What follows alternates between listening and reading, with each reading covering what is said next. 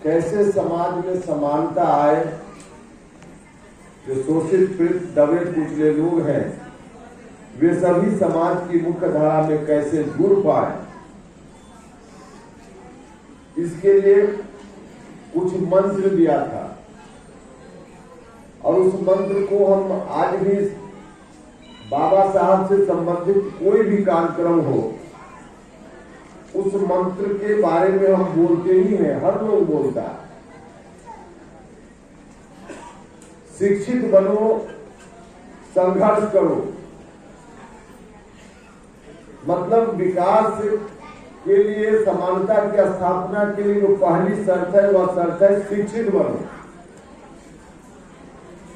और दूसरी शर्त है संगठित हो, संघर्ष करो। संगठित भी होना है तो उसके लिए शिक्षित बनना जरूरी है।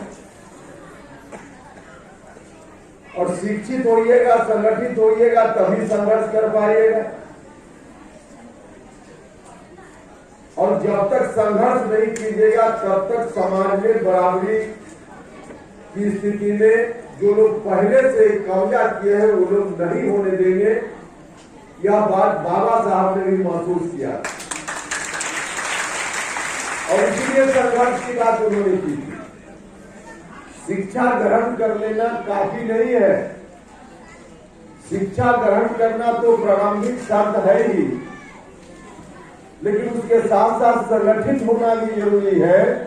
और फिर संगठित होकर मंजिल तक पहुंचने के लिए संघर्ष की जरूरत है। इतना काम यदि मन से करें हम सब लोग मिलकर तो निश्चित रूप से मंजिल तक चीजें पहुंच जाएंगी। बाबा साहब जितना दिन तक हमारे बीच रहे, उस समय की जो परिस्थिति उनके सामने थी, उन परिस्थितियों में उन्होंने बहुत कुछ किया समाज के लिए। इतना संघर्ष किया। शिक्षित तो थे ही उस समय, इक्का दुक्का लोग उस स्तर तक शिक्षित होते थे। तो उस विपरीत परिस्थिति में काफी चर्चा कर रहे थे बहुत सारे लोग। आप लोग जानते हैं कि पढ़ाई लिखाई के काम में कितनी कठिनाई उनको होती थी।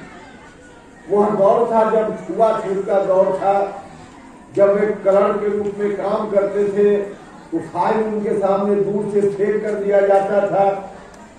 पानी पीने के लिए जो सार्वजनिक इंतजाम था उसको छू नहीं सकते थे, अलग से पानी का इंतजाम था।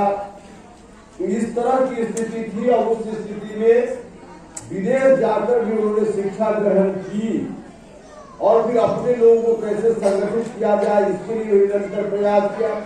और संघर्ष तो आजीवन किया, बचपन से लेकर जिंदा रहे तब तक संघर्ष ही संघर्ष किया।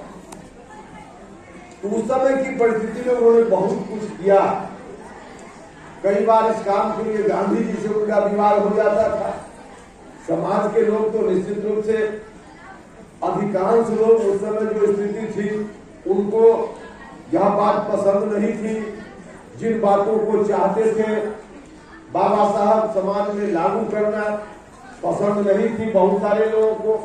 तो उनसे भी उनको हमेशा लड़ाई लड़नी पड़ती थी। लेकिन उन तमाम परिस्थिति के बाद, संघर्ष के बाद, जाते जाते आजादी के समय उन्होंने जो सबसे बड़ा काम हमारे लिए, बाद की पीढ़ी के लिए उन्होंने किया, जो करके गए, वही हिंदुस्तान का जो संविधान है, उस संविधान में जो कुछ भी उन्होंने लिख दिया, बाबा साहब का जो योगदान जब तक धरती रहेगी तब तक यह योगदान उनका याद रखा जाए।